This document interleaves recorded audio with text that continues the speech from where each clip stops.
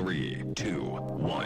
Here we go! That might be the only brown guy on earth named Joe Bob. That is actually her name, Joe Bob. Live from the dingy bunker that is completely and totally and utterly cut off from the outside world, except for you fine folks. My name is Joe Bob. This is Daily Caller Live. Wow, I don't know if it actually is anymore. It's I think we retitled that, but you know, whatever. Old habits die hard. You know what else goes down hard is the fact that Joe Biden is not taking a cognitive test as a part of his physical. We'll talk about that and also watch KJP try to explain it away. Gavin Newsom's accidental leak on purpose that is definitely not a true story that he still decided to tell on a Zoom call and leak it to the public. If you're just listening, I did a big exaggerated wink there. Neiman Marcus also faces some backlash over non-diversity hires that I think make more sense than the non-diversity of the diversity DEI. It's a whole crazy kerfluffle, and it's kind of funny. Maybe we'll talk about the trans article in the New York Times last week that I thought was fascinating, just from a sense of you people, you lefties don't understand the way anything works. But maybe we'll get to that, maybe we won't. Also,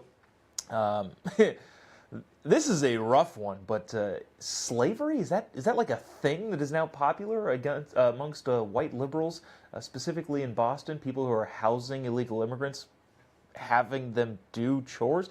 Anyways, that's a weird thing to get to, but I want to get to this first because I think it's probably the most pressing, the most interesting, and the most important.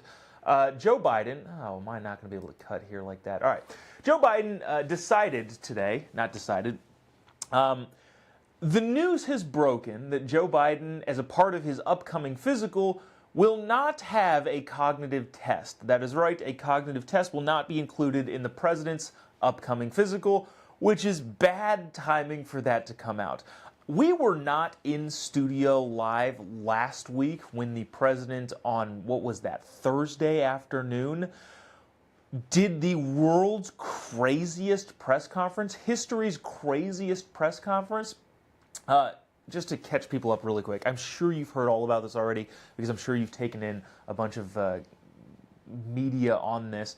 But Thursday afternoon-ish, her special counsel comes out and says, hey, Joe Biden definitely did willfully hide and keep classified documents, which is definitely a crime, but we're not going to charge him. And then everyone went like, why aren't you going to charge him? And the report said, because he's an elderly man with good intentions with a bad memory. In other words, the special counsel said, in order to explain to Merrick Garland why they wouldn't charge, the Attorney General, why they wouldn't charge Joe Biden with a crime, even though he definitely committed the crime, was because they couldn't get a jury to convict him because he can't remember things. Again, that all happened last week in that report. It showed that Joe Biden couldn't remember when he was the vice president. He couldn't remember within years when his son Beau died.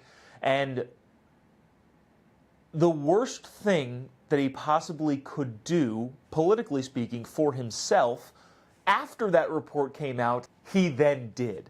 There's a hilarious meme floating around that with Kamala Harris whispering into Joe Biden's ear, Joe, go have a press conference and sort all this stuff out and take questions, which is hilarious because obviously Kamala Harris wants Joe Biden out of the way so that she could be the Democrat nominee for president and lose 48 states.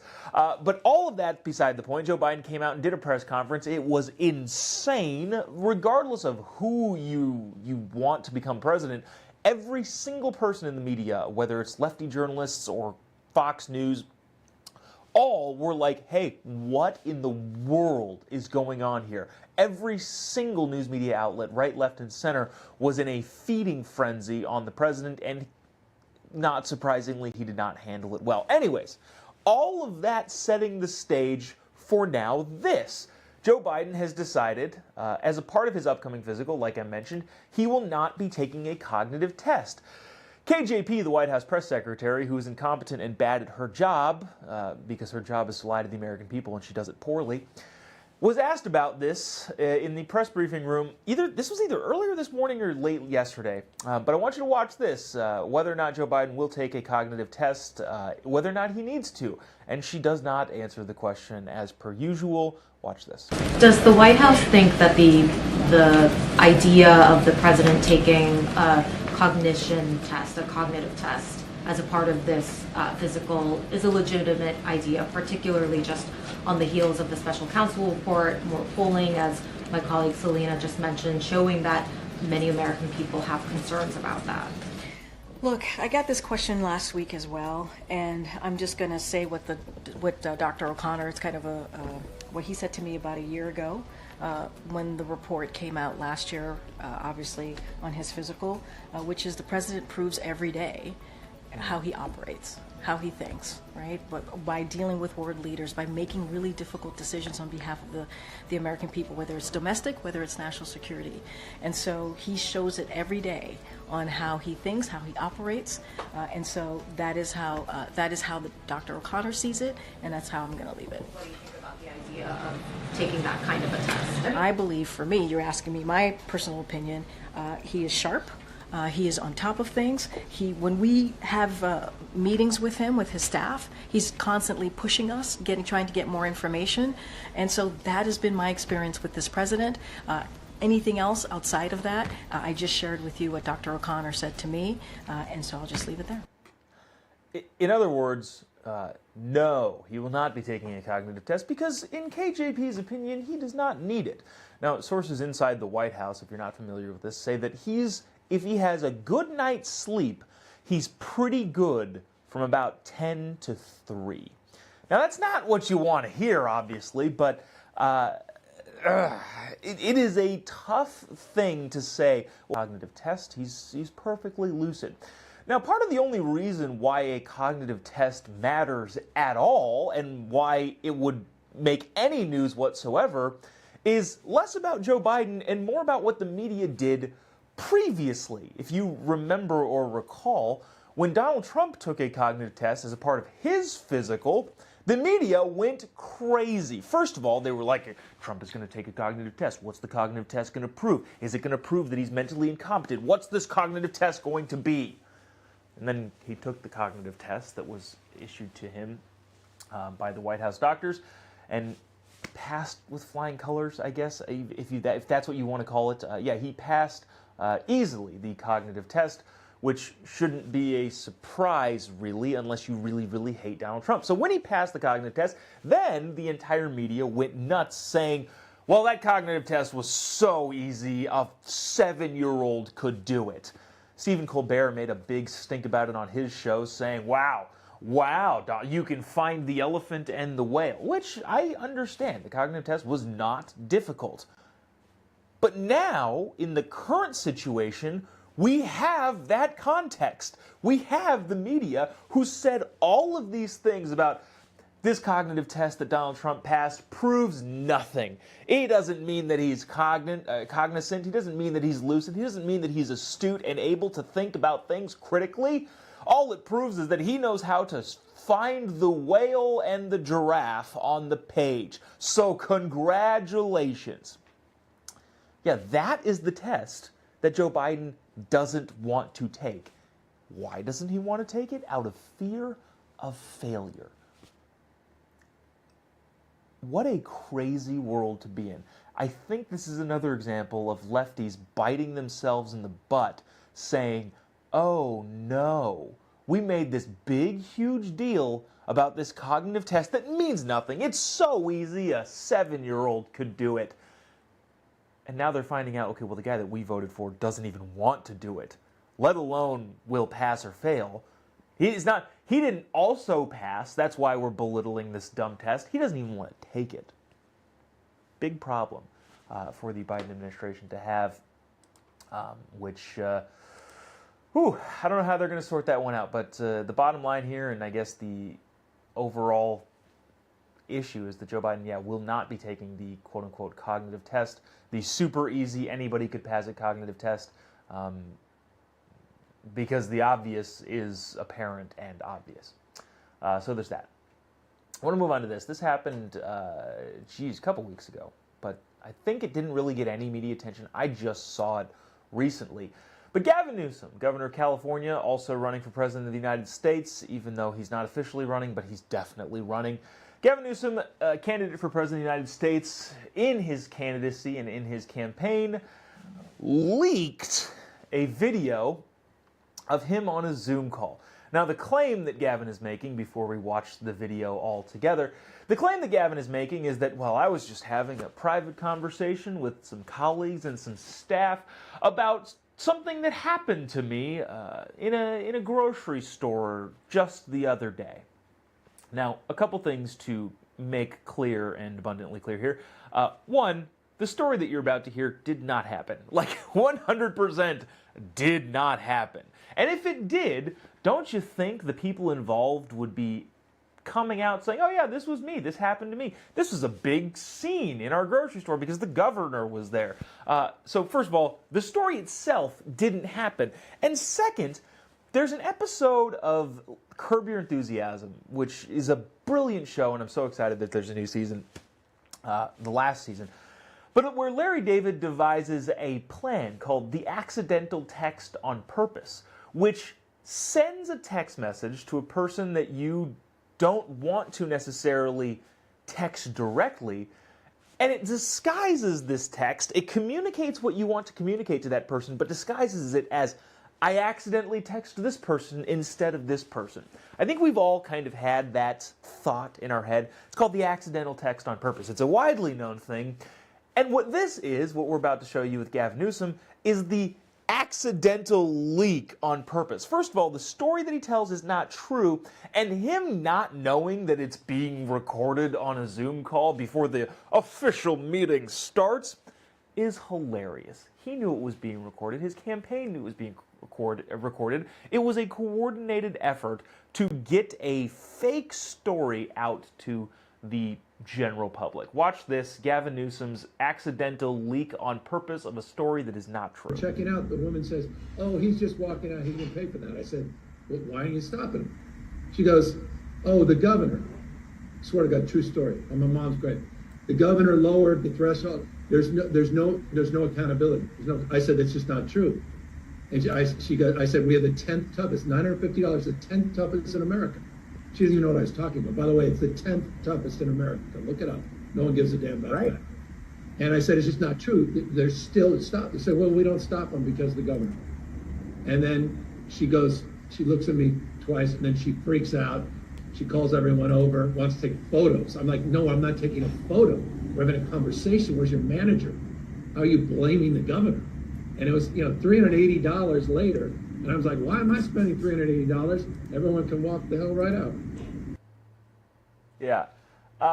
So, first of all, didn't happen. Second of all,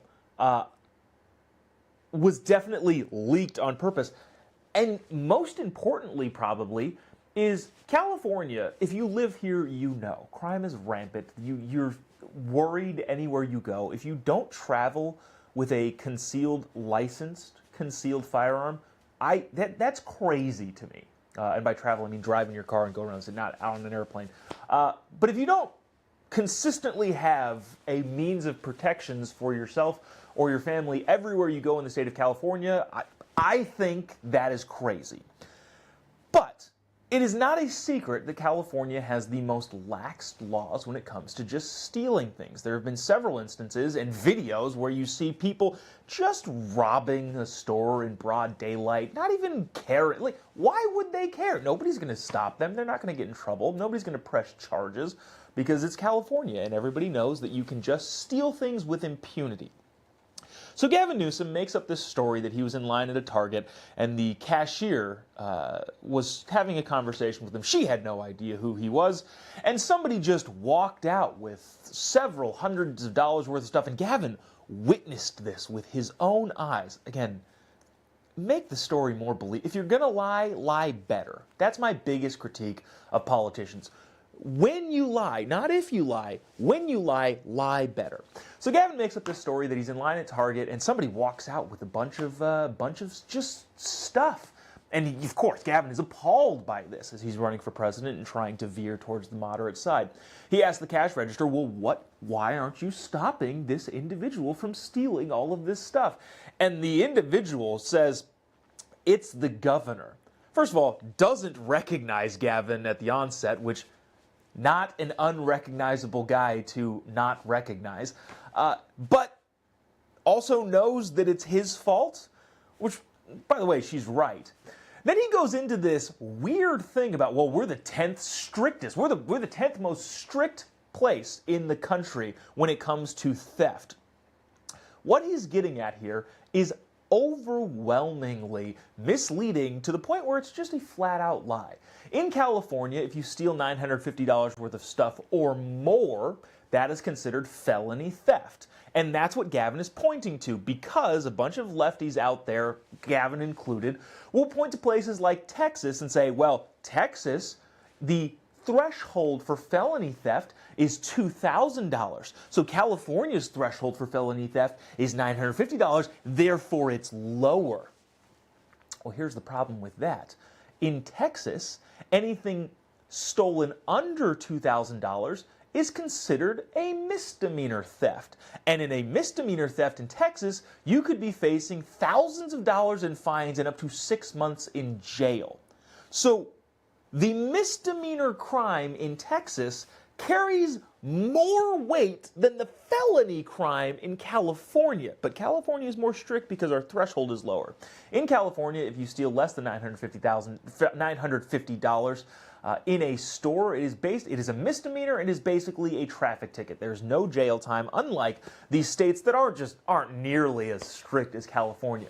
So then he goes into this disingenuous argument that California is so strict relative to other states where the threshold for felony theft is much higher, not mentioning the fact that, well, that they prosecute the misdemeanors, so that means the felony theft could be higher. Nobody's going to steal stuff there, and nobody's known for stealing things in that particular state. So creates that whole thing, and then magically the cashier recognizes him. And then, oh, wow, Mr. Governor, we'd love to take a picture with you. And then he berates her, again, supposedly in this story that he made up. He then berates her for having the audacity to want to take a picture with someone who she blamed accurately for the problems that exist in the state as it regards to retail theft. All of this, again, leaked on purpose to try and garner support from the middle moderates who see California as a hellhole and a bastion of bad ideas and horrible policy implemented, and appeal to them because he is trying to moderate, again, as he is running for president of the United States. But I don't know. I don't know what we take away from this. The ridiculous story that he made up, the ridiculous's in the story that he made up, and the fact that it got leaked. I had no idea no one was recording. This is the beginning. You're the governor of the state. If a camera is on and a microphone can capture your audio, assume that it's recording. But I don't need to tell him that as if he doesn't know, because he does know. Hilarious, Gavin. Nice try, dude. Nobody buys it. Let's see. Which brings us to this one is interesting. Is this slavery? A Boston woman has elected to... This is actually the second story this week that we've talked about of actual illegal immigrants moving into the homes of American citizens, which, again, is a terrible idea, and you should not do it. Well, we don't want to go down that rabbit hole. But a cursory understanding of this, there is so much empty federal government paid space that the fact that anybody is asking American citizens and households to house illegal immigrants is crazy. Not only did the federal government create the problem, they also can fix the problem, and even if they don't fix the actual problem, they could, by way of letting people stay in the 50% empty office space that they have scattered around the country. They don't even do that. Instead, they appeal to people who have some weird feelings towards people who are living in their homes. Watch this. This is the, oh shoot, did I even bring this on? Hold on, let me, yeah, here we go. Watch this and we'll discuss on the other side. Story you'll only see here on NBC 10 Boston. A migrant family from Haiti is sharing their experience. They're searching for shelter in the Boston area and then recently found a host home in Brookline. And now they're looking for jobs. As NBC 10's Aaron Logan reports, they say these last few weeks have been life-changing. And it's been an emotional few weeks for Wildande Joseph and her husband. First, sleeping on the floor at Logan Airport, then in Children's Hospital with their 2-year-old daughter who got very sick. Me siento mal. Es muy difícil este tiempo. Oh. She felt bad, as any mother would. Now things are looking much brighter as they've been welcomed into Lisa Hillenbrand's Brookline apartment. Tu niña es muy alegre ahora. Sí, muy alegre. Cuando se levanta en la mañana, se dice, "Ay, Lisa." Oh. She says her daughter is very happy. When she wakes up in the morning, she says, "Hi, Lisa," and everyone starts the day smiling. It's a delight, and it's really fun having them. What I realized is there's so much prejudice against refugees, mostly because people don't know them. Lisa says she feels like she has her own personal chef, as Wildande loves cooking. All right, that's enough of that. It goes into this whole like big puff piece, but first of all, do I actually think that this is the motive? No. I do think this lady, either out of the goodness of her heart or, again, wanting to brag to her lefty friends at her next dinner party, has taken in people to her home and fortunately hasn't been killed yet. That's a positive. We don't want people getting murdered in their homes because they've stupidly decided to take in strangers randomly to live in their house. That is not a good, especially because it's the fault of the federal government and really all of these sanctuary cities that are allowing this to happen. So all that being said, it's good. I'm glad that this lady isn't being killed. I do think her intentions are probably self-centered in some way, shape, or form to be able to brag to her friends, but also well-meaning. That's great. But what also is really going on here is a person is accepting other people into their home that are doing work in exchange for living. Now, unlike slavery, obviously, they can leave. But also, where would they go? I think indentured servitude, which we saw all throughout Europe, is probably the more adequate term for what's going on here. Again, not saying that this lady is doing this intentionally, but what is actually happening looks a lot like something that we all said is a bad thing not all that long ago. Which is a weird position to be in. Again, person takes in other people, allows them to live at their home. In return, those people are doing household chores and cooking and cleaning and stuff. It doesn't look good on its face. Now, the argument that could also be made is, well, they want to, the illegal immigrants that are staying with this woman want to do all these chores, and that's fine, but it doesn't defeat the point of it's still happening, and it's weird. I would imagine that there are several instances throughout history where the indentured servitude servants say, well, I'd rather be inside than out in the cold, so I guess I'm happy to do all of the things around the house that mimic this culture that we've all decided is not good. Again, I don't want to bash this lady too hard because I do think she's probably not doing this in order to get free labor around her house, but it is weird, just the dynamic being seen. I do want to get to this before we hop off here, because I think this is an interesting non-thing that has become a thing because of how things are. And I realize that meant nothing to many people, but it actually does make sense. So, So, Neiman Marcus, who is a department retail store that a lot of people know about and have shopped at, is facing a scandal because of the supposed alleged hiring practices of the CEO. Now, first things first, I am opposed to DEI hiring in any way, shape, or form. You should not hire a person because of the immutable attributes that they have. You should hire them based on their skill, ability to do the job, and overall competency, which I guess is ability to do the job. So those two things, their skill and ability to do the job, and whether or not they are competent, merit over everything else. That is the society that I want to live in.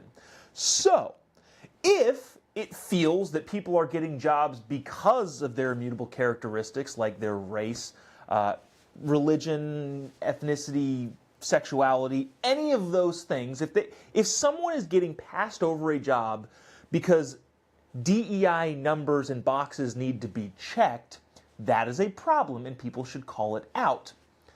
But also, the problem that any DEI creates is now, and I've been complaining about this for a long time, the false accusations of somebody getting a job who is qualified but happens to fit the DEI characteristics to begin with.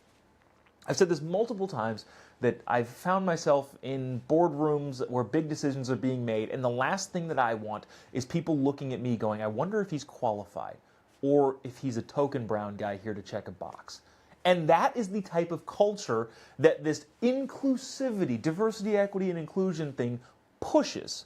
If you make the priority hiring people by their race or gender, then people are going to question those people's abilities. And that is exactly what appears to be happening at Neiman Marcus. The CEO, let me just start reading this article in particular. Neiman Marcus hired an independent investigator to probe accusations that its CEO has been discriminatory in key hires and promotions, allegedly filling top jobs with mostly gay or European men and white and Asian women. The Post, the New York Post, has learned. So in other words, the CEO in top executive positions at Neiman Marcus has hired lots of gay men, European men, white women, and Asian women. Now, the accusation there being made, and if it's justifiable, I totally agree with it, is that, well, this is discriminatory practices. He's just doing the DEI stuff. But here's where this stuff goes off the rails in kind of like a double reverse situation. We're talking about Neiman Marcus here. We're not talking about an oil plant in Texas or a plumbing company in Wichita. We're talking about Neiman Marcus, the upper echelon socialite retail store in which there's a certain demographic. And that certain demographic, well, we don't need to talk about it because you know what the demographic of Neiman Marcus probably is. And because the demographic is what it is not a far stretch of the imagination to think that the people that know the most about that and would be the most qualified for the job fit into that demographic. In other words, it is not surprising to me at all that a high-level Neiman Marcus executive would be a gay man or a European man, which some would say is one and the same. But that doesn't shock me at all. That makes sense to me. Look, I get it. Justifiable claims of DEI, of, hey, this person got a job because of their race over somebody who was more qualified, I get those. And I'm all in support of those being rooted out and not happening anymore. But in this particular instance, I don't know the specifics of the specific individuals. But this sets off zero red flags for me. Hold on, you're telling me that the executive at Neiman Marcus is a gay man? I am shocked, personally. No, of course not. That's the most obvious. Like somebody says, oh yeah, some of the top executives are gay men, European men, Asian women, and white women. Oh, so like the majority of Neiman Marcus shoppers? Like, I don't know, is that supposed to be surprising to me at all? But again, all of this, the legitimate claims of discrimination in DEI and the what it appears to me to be felonious claims all come from the idea that anybody is doing DEI hires anywhere. That is the problem. The problem that diversity, equity, and inclusion practices have on everything is that you're going to question the merit of anyone, regardless of whether or not it makes total sense that that person is there. The bottom line is, the idea that any of this exists is incredibly racist, discriminatory, and probably actually bigoted if you're hiring somebody based on immutable characteristics. Everything should be merit-based. Everything should be based on competency. And even in cases that are, where you have people who fit the boxes but are probably totally competent working for Neiman Marcus, you have issues. Unless things are based strictly and solely on merit and no attention is paid to anything else, you're going to have these sorts of problems. I don't know. That just seems like a hilarious. Like, what did you think? Who did you think shopped at Neiman Marcus? Anyways, that'll do it for us today. Appreciate you sticking around, tuning in. I'm not sure where this whole thing goes. Not sure that we're going to continue doing live every single day, partly because there's lots of other opportunities that are kind of on the table and stuff.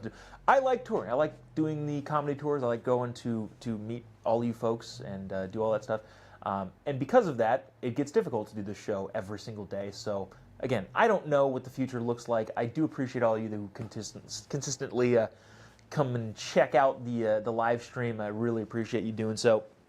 But regardless, we will do something, whether it's weekly, whether it's, I don't know, Tuesdays and Thursdays. But that's kind of looking like what it's going to be geared towards, especially considering the crazy amount of travel that's coming up and the just sheer inability to be in one place every single day. It gets tougher and tougher to do.